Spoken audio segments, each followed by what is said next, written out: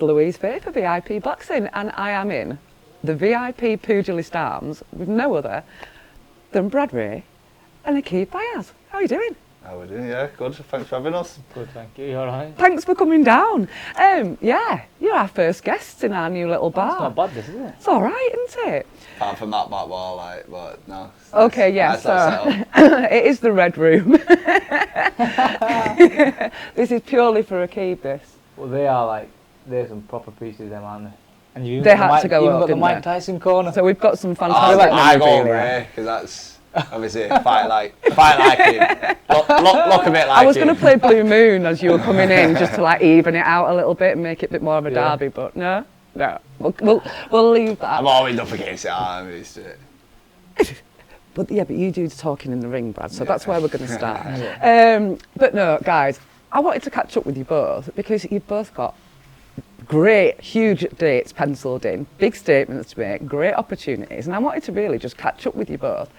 And when I found out that your first interviews for VIP was actually together, yourselves, I thought, well, it's a no-brainer, isn't it? Having a bit of a reunion. Well, to be fair, I think Brad's first one was probably before mine, wasn't it? And then, like, I thought I just tagged along, to be fair. Like, I took him under my wing. To be fair, that's what he said. Yeah.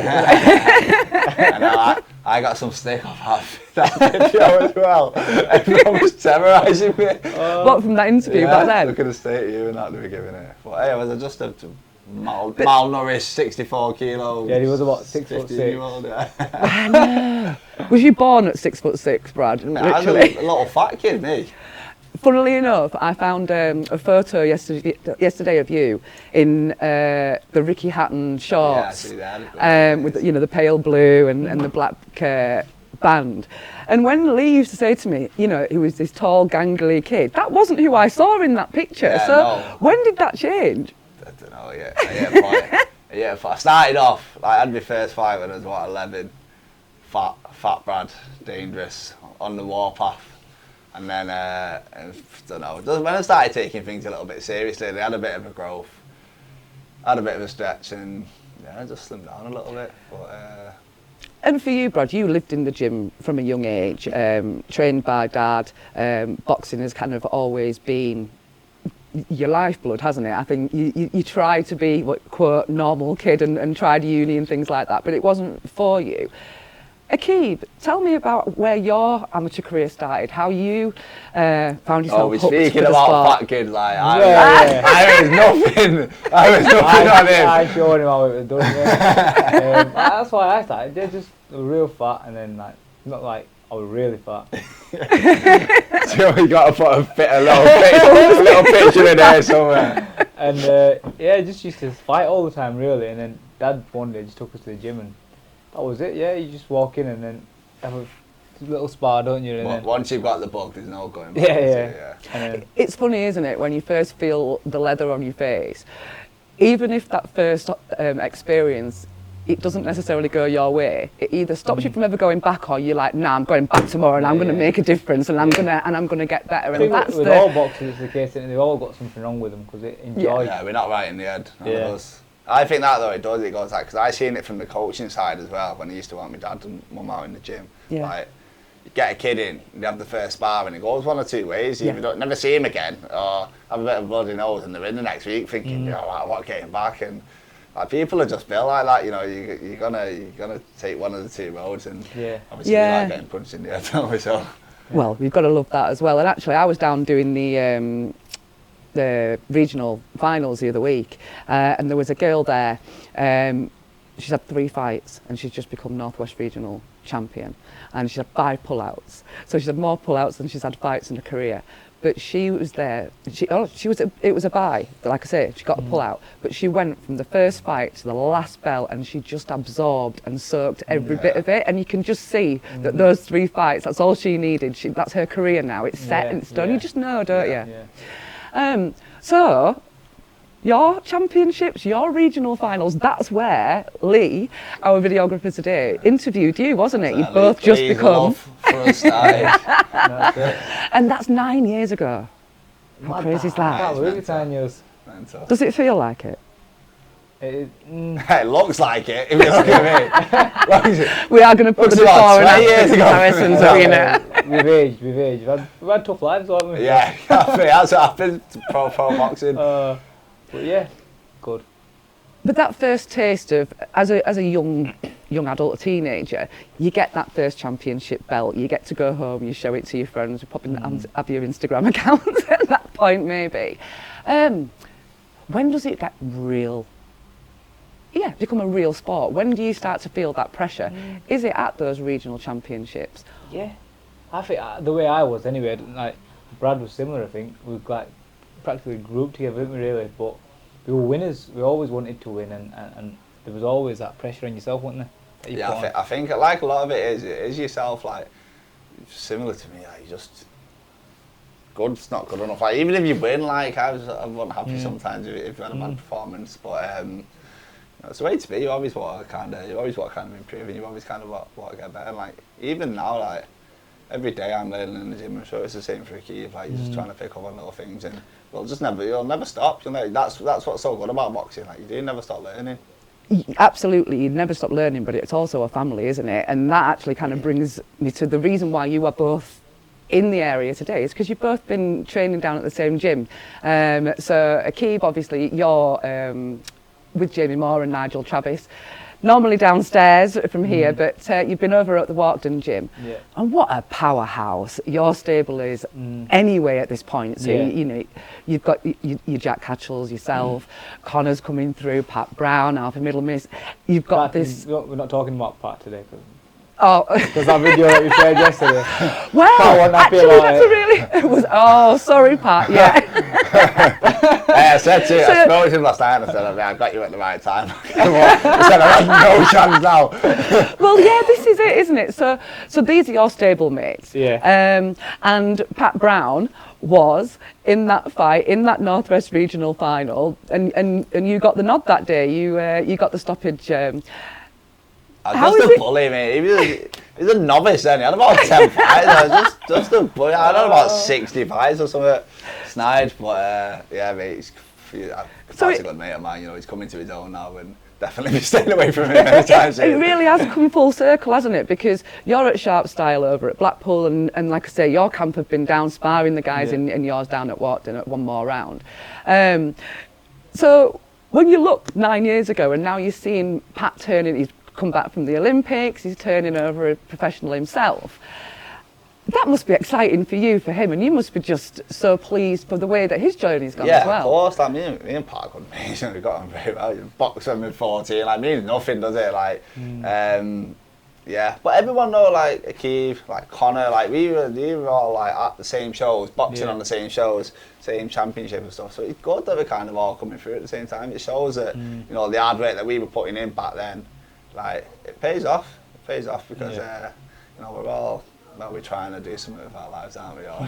Yeah, there's other things we could be doing, and there's so much, like, sure, you've got mates and I've got mates that sort of went down the wrong path, that started in the gym with us and didn't really see it through, and sort of regret it now, whereas we're like still going, I'm still plugging away, I'm still trying. We're still here, still standing. Just trying, just about.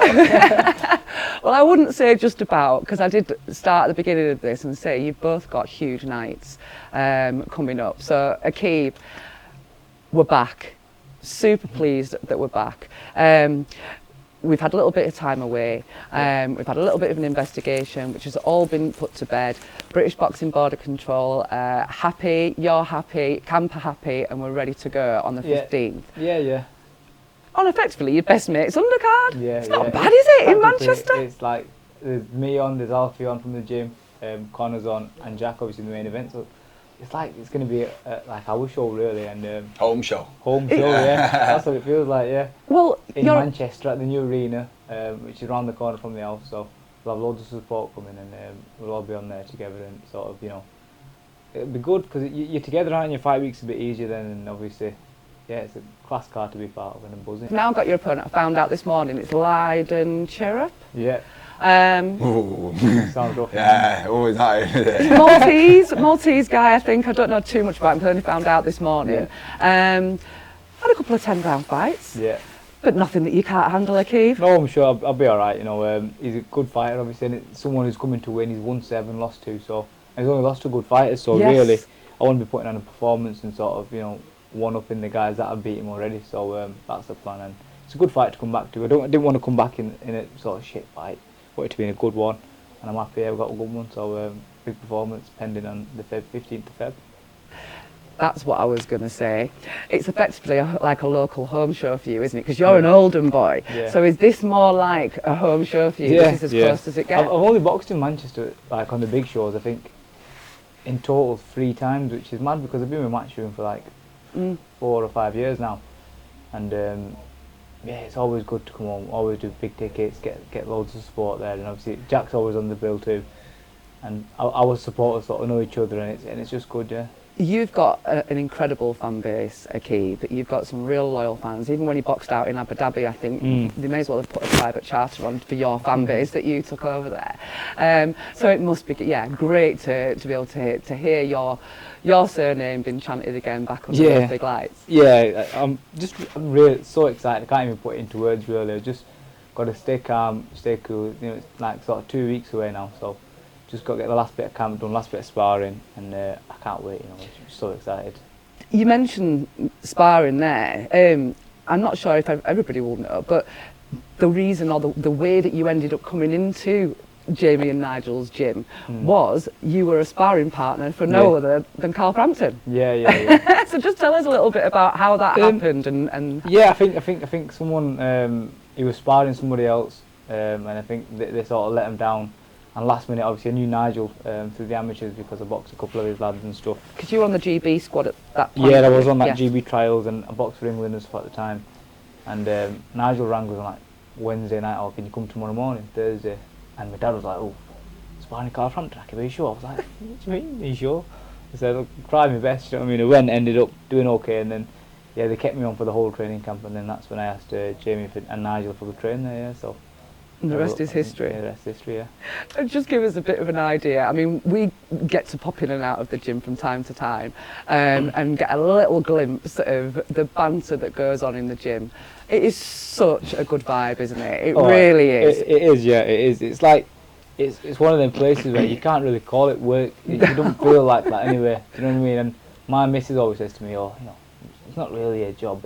You're having fun. Having too much fun, it's a really. Privilege, isn't it? But we get the work done, and that's the main thing, isn't it? But yeah, you know, even when these come One thing I think as well, you know, we're like, we put the work in since we're 10 years old to have this privilege now. This is why. This is why we get to go home and toss about for a bit kids, through when the you're day. watching You know what I mean? at It's home, because we worked hard. This is where it's at. This is where it's at. If someone said to me, if someone said to us when we were them fat kids, this would be a job, you'd have picked it. And I think you'd have said, "Yeah, of course, let's go." Do you know what I mean? So wouldn't change it for the world? No, never. No way.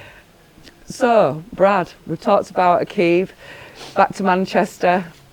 The gym are just going to clear up on the night, I think.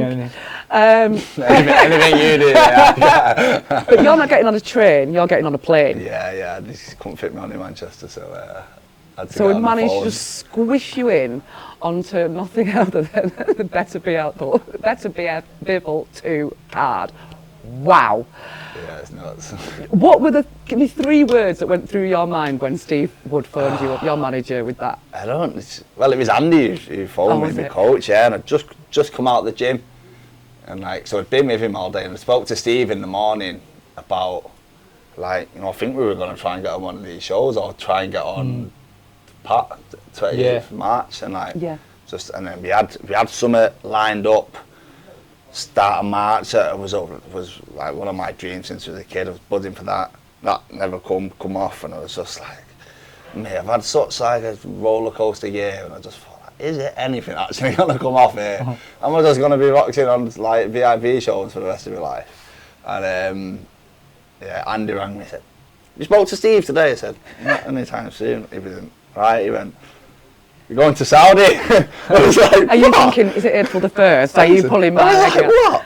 I said, when? He was like, Beterbiev, we're going to Saudi. But Levi had been out on fight week, and they have the Wednesday. So I thought, a little Wednesday night there.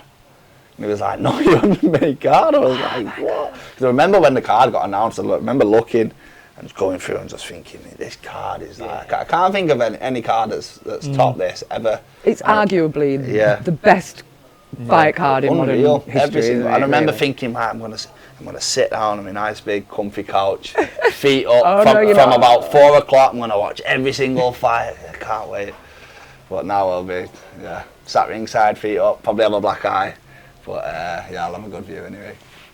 Well, we saw you at the press conference the other week, and I was just saying to Steve earlier, I think you missed your train, everything was running late, it was all kind of going wrong from outside looking in, and the manager just chuck you on the end of the press conference. Brad, you were cool, calm and collected.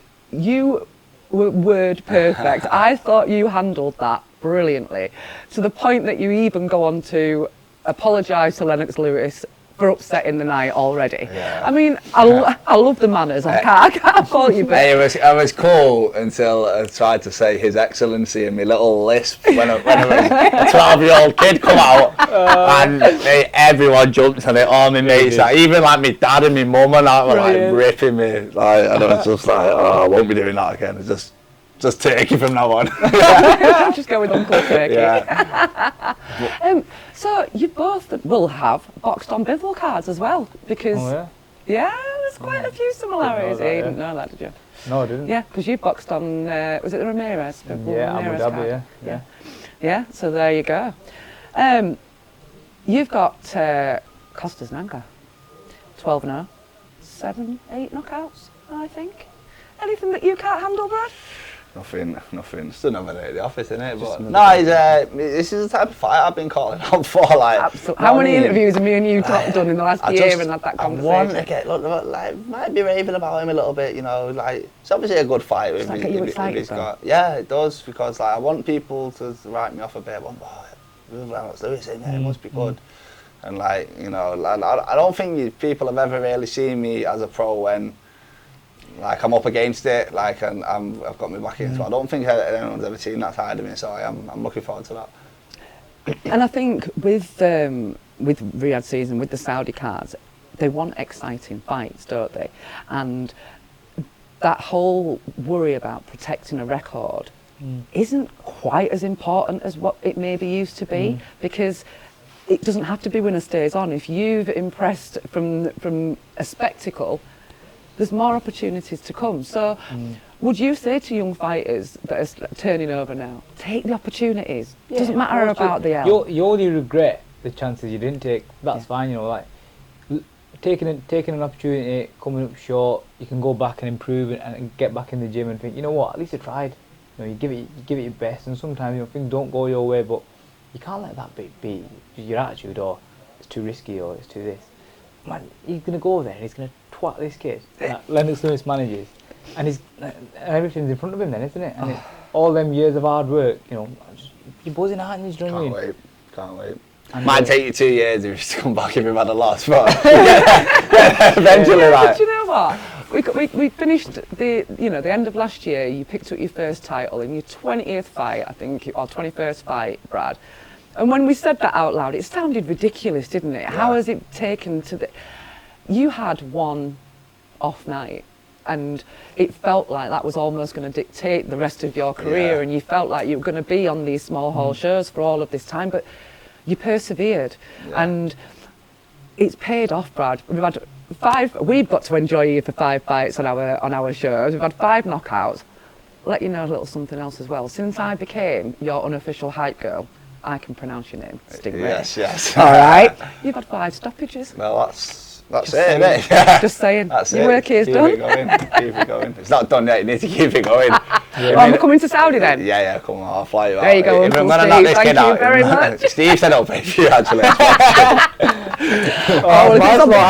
Steve, you need some help, really. You need some security for when Lennox Lewis comes for him after. There we go. We've started. We're on the plane, guys. Perfect. Look, it's been lovely to catch up with you both. We're going to hit some arrows and play a bit of golf now, guys. But thank you so much for joining us, and good luck on the 15th, Aqib, and the 22nd of February for yourself. Yeah, thank you.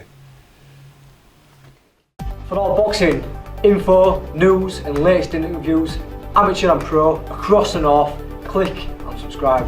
VIP Boxing Promotions. Also, Twitter, Instagram and Facebook.